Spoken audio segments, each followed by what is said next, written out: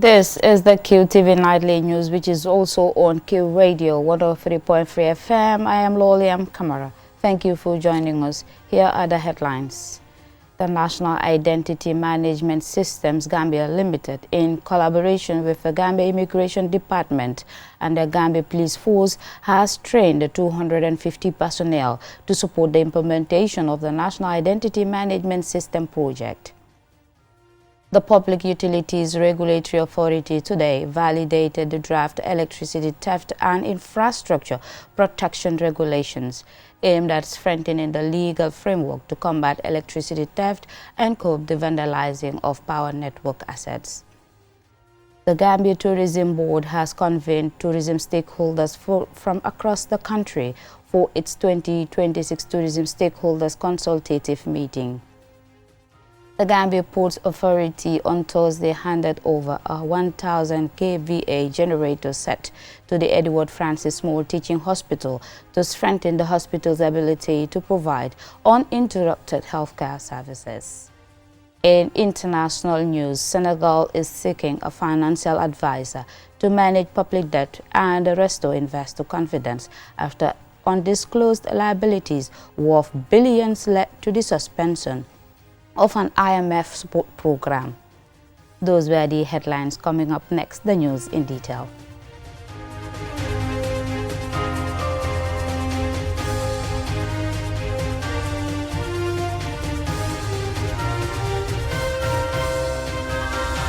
Many thanks for joining us. The National Identity Management Systems, IMS Gambia Limited, in collaboration with the Gambia Immigration Department and the Gambia Police Force, has trained 250 personnel to support the implementation of the National Identity Management System project. Sena Bouchau covered the training and she filed this report. The 250 Gambians are being trained to equip them with skills needed to support and manage the National Identity Management System, while building local capacity to operate and sustain the system in the Gambia. The training is part of a knowledge transfer framework under the PPP agreement between the Government of the Gambia and the Margins ID Group, preparing personnel for the nationwide rollout of the National Identity Management System.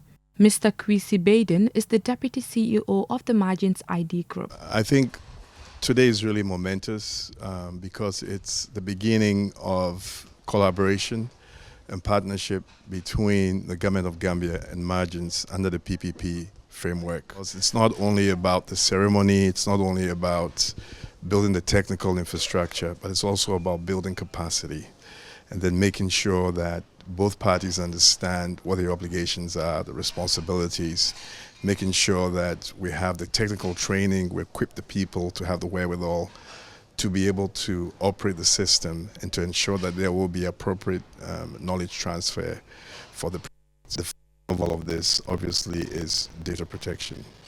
To begin with, the data belongs to the government as a sovereign state. So every data that we collect is going to be on premise at the data center and controlled by the government.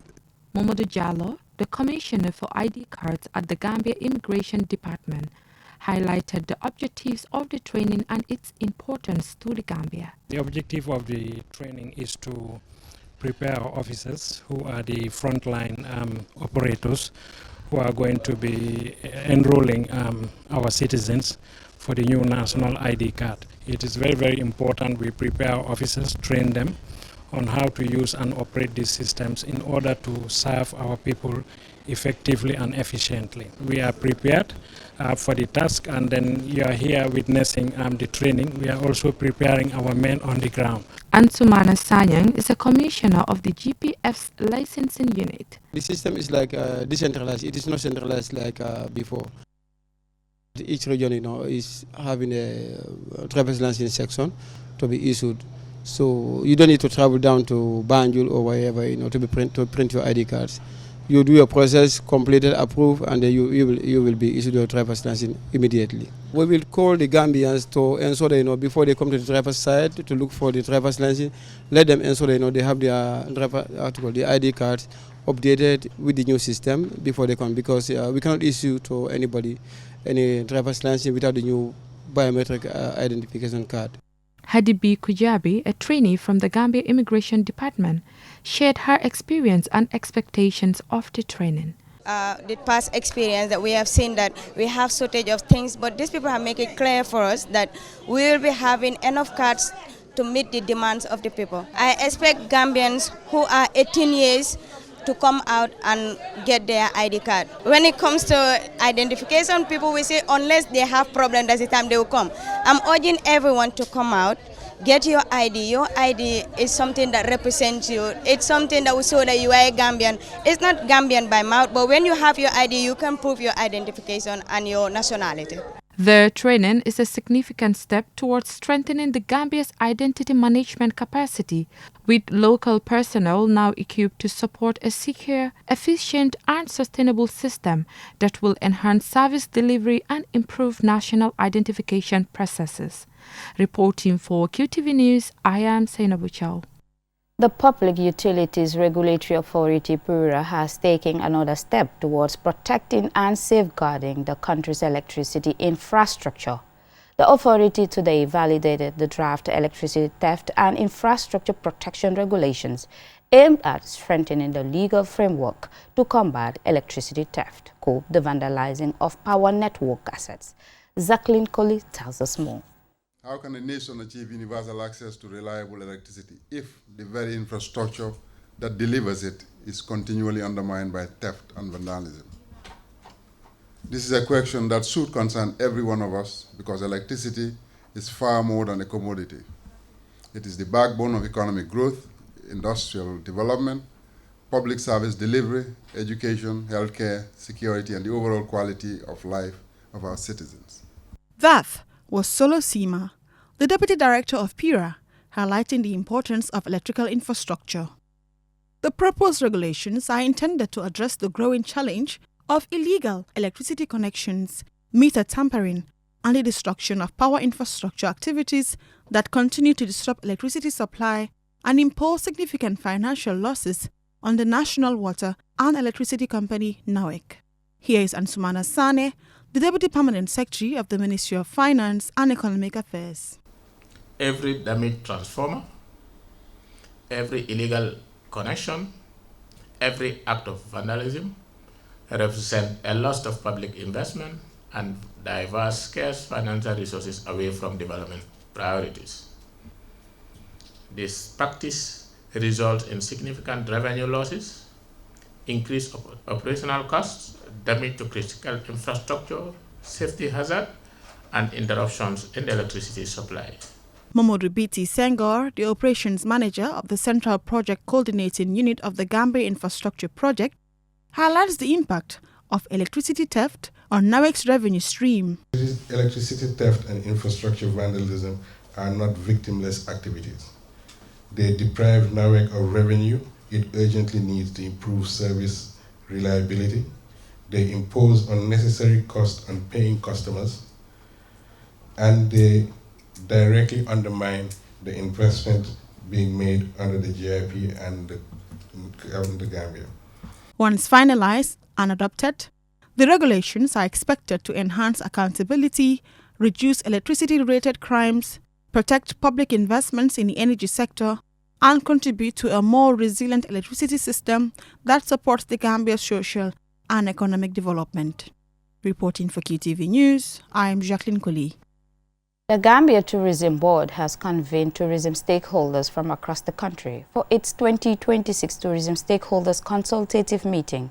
The forum provides an opportunity to review the performance of last tourist season, assess emerging challenges, and discuss strategies to enhance the competitiveness and sustainability of the Gambia's tourism industry. Here is my report. The consultative forum brought together hoteliers, tour operators, tourist guides, bird watchers, transport providers, restaurant owners, craft vendors, development partners, and tourism institutions to strengthen collaboration, review sector priorities, and prepare for the 2026-2027 tourist season. Ida Jengjai, Director General of the Gambia Tourism Board, described stakeholders as indispensable partners in the country's tourism development. We cannot achieve our ambitions and goals in isolation. We view you, our stakeholders, and industry leaders, and community voices, not just as observers, but as vital development partners. She said the board is rolling out a new marketing and branding strategy to position Destination Gambia as a world-class tourism destination. Bamba Saho, chairperson of the GTB governing board, said the consultation seeks to review the past tourism season, identify successes and challenges, gather stakeholders' reviews, and develop recommendations for the upcoming season. Mr. Saho urged participants to speak openly, saying constructive feedback is essential to shaping policies that reflect the realities facing tourism operators. When the floor opens, speak freely. Tell us what you would not ordinarily commit to a letter. This board is listening. Not only today, but throughout the year.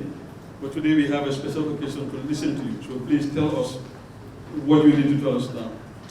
And we would far rather hear the hard truth in this hall than a polite silence that costs us the next season.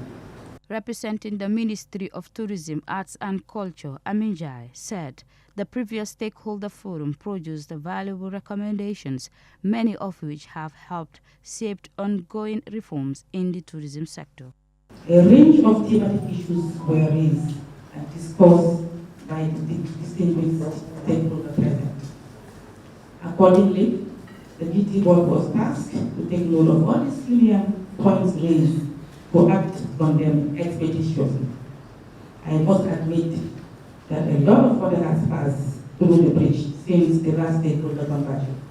Adam Anjai, head of marketing at the Gambia Tourism Board, highlighted the board's shift towards a data-driven marketing strategy to promote Destination Gambia in key international markets, focusing on high-value travelers and evolving tourism trends. Okay, the purpose of that is to have a one-to-one discussion with our relevant partners. And when we do that now, we'll be able to position the country at a very advantageous position. I'm sure you are aware of so many things happening in the world now in terms of the war in Iraq and the US. So we have to be seen as a destination to position ourselves so that whatever happens, we'll be able to actually have plan B, and that's exactly what we're doing. Stakeholders welcomed the forum, saying its recommendations would help build a stronger, resilient and competitive tourism sector. Currently, tourism is significant for the Gambia's economy, contributing approximately 20% to the nation's GDP and serving as one of its top sources of foreign exchange. The sector acts as a major economic engine, providing over 100,000 jobs, roughly 15% of total employment, especially for youth and women. For QTV News, Lolly M. Kamara. Story will lead us to a commercial break. When we return, we have more national and international news stories to stay tuned.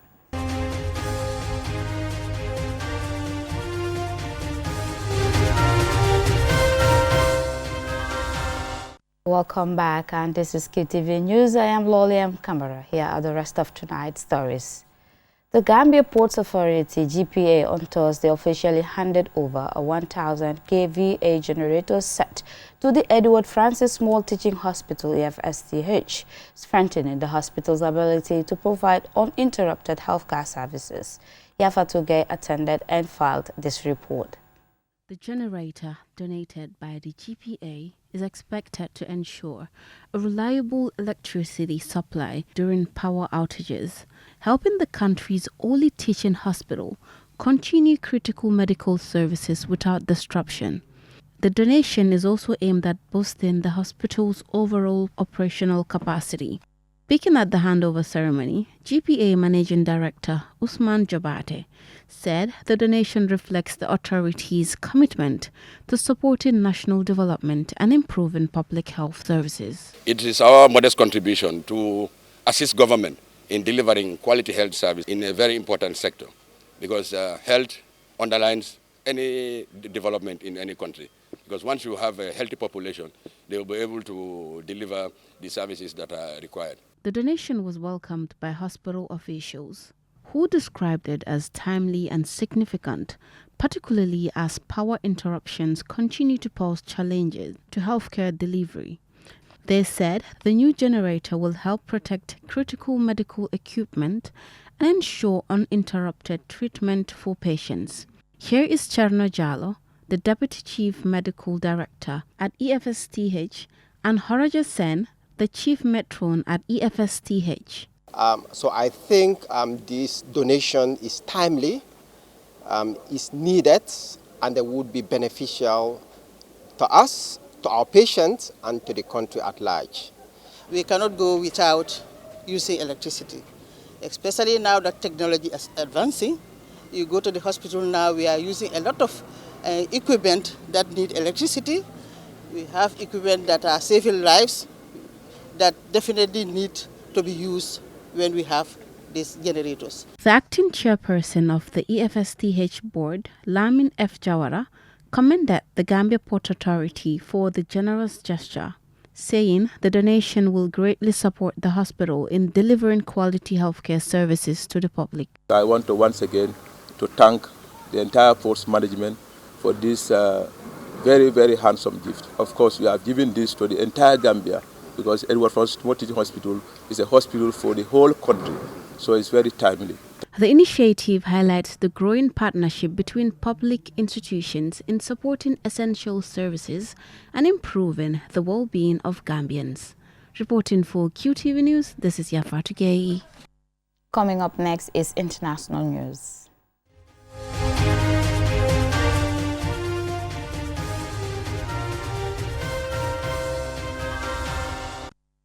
Senegal has launched a search for financial advisor to help manage its public debt, marking another step in the government's efforts to rebuild investor confidence after the discovery of billions of dollars in previously undisclosed liabilities that led to the suspension of an IMF support program. Here is Babukar Sisse's report, narrated by Yafatu Gay.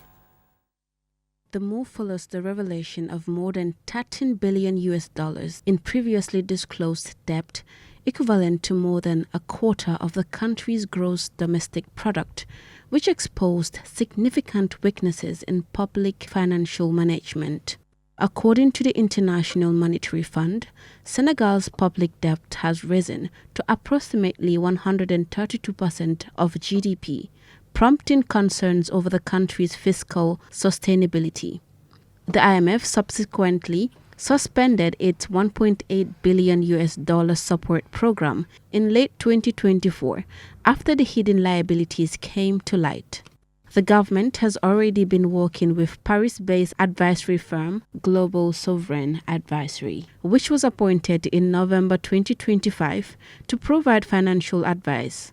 Officials say the newly selected advisor could work alongside GSA if a second contract is awarded. The recruitment exercise forms part of wider reforms introduced by President Bassirou Diomaye Faye to strengthen debt oversight and improve transparency. On July 11th, President Faye established the Directorate General for Financing and Debt, DGFD, through the presidential decree. The new institution, headed by Babacar Touré, a banker and capital market specialist, consolidates debt management responsibilities that were previously spread across multiple government agencies, a fragmented system that analysts say contributed to the lack of transparency over the country's debt position. The reforms came amid political developments within the government. In May, President Faye dismissed then Prime Minister Ousmane Sonko, who had opposed any debt reconstructing. Now serving as Speaker of Parliament, Sonko has accused the IMF of steering Senegal towards a potential default, while the fund has maintained that any decision on debt reconstructing rests solely with the Senegalese authorities. The latest reforms are expected to play a key role in restoring market confidence, improving debt transparency, and positioning Senegal to secure renewed financial support as it works to stabilize its economy. Reporting for QTV News, this is Yafatu Gay. Also in international news, United Nations Secretary General Antonio Guterres has called for the creation of a global system to govern artificial intelligence AI, warning that the technology is advancing faster than the world can imagine. He made the remarks while addressing the inaugural UN Global Dialogue on AI Governance in Geneva. Yafatu Gay again. We may be the last generation able to set the terms on which humanity and machines coexist. The door is still open, but it will not stay open long. Artificial intelligence, commonly known as AI, is rapidly transforming the way people work, communicate and access information around the world. As the technology continues to evolve at an unpredictable pace, Guterres says stronger global cooperation is needed to ensure it is developed safely, responsibly, and in the service of humanity. Speaking at the inaugural UN Global Dialogue on AI Governance, Guterres said AI must be developed to serve humanity and not to be allowed to shape the world's future without clear rules and accountability. Artificial intelligence is a game changer that can boost development and transform lives in spectacular fashion. But it may also have a dramatic impact on labor markets and indeed on global security and the very fabric of societies. The Secretary General also stresses that any future agreement on AI must put safety first, particularly the protection of children from AI-generated manipulation and abuse. No child should be a guinea pig for unregulated AI. He also called for greater access to AI, noting that billions of people around the world are still unable to benefit from the technology. My message to all member states is clear. Support the network, back the funds, leverage the capacities of the UN system with resources and expertise. SG Guterres also called for the ban on autonomous lethal weapons capable of selecting and attacking targets without meaningful human control, urging that decisions over life and death should never be delegated to machines. The global dialogue is about civilian AI, but AI does not respect that line. The same models and chips have moved into the battlefields. The Secretary General also raised concerns over AI's growing environmental impact, urging technology companies to disclose the energy demands of their AI systems and power their data systems with renewable energy by 2030. AI may feel intangible, but its footprint is not. Data centers already consume more electricity than most countries. By 2030, they could use more electricity than all but 5 nations and enough water to meet the needs of all 1.3 billion people in sub-Saharan Africa for an entire year. The UN Global Dialogue on AI Governance and the AI for Good Summit is being held in Geneva from 6 to 7 July 2026 to help shape the future of international AI governance. Guterres said the world has only one narrow window to put effective safeguards in place, warning that today's decisions will determine whether AI becomes a force for progress or a source of greater risk for future generations. Reporting for QTV News, this is Yafati Gay. Before we end, here's a recap of the headlines. The National Identity Management Systems Gambia Limited, in collaboration with the Gambia Immigration Department and the Gambia Police Force, has trained 250 personnel to support the implementation of the National Identity Management System project. The Public Utilities Regulatory Authority today validated the draft electricity theft and infrastructure protection regulations aimed at strengthening the legal framework to combat electricity theft and cope the vandalizing of power network assets. The Gambia Tourism Board has convened tourism stakeholders from across the country for its 2026 Tourism Stakeholders Consultative Meeting.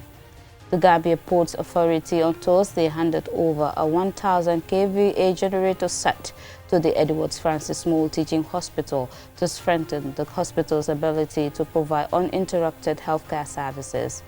In international news, Senegal is seeking a financial advisor to manage public debt and restore investor confidence after undisclosed liabilities worth billions led to the suspension of an IMF support program.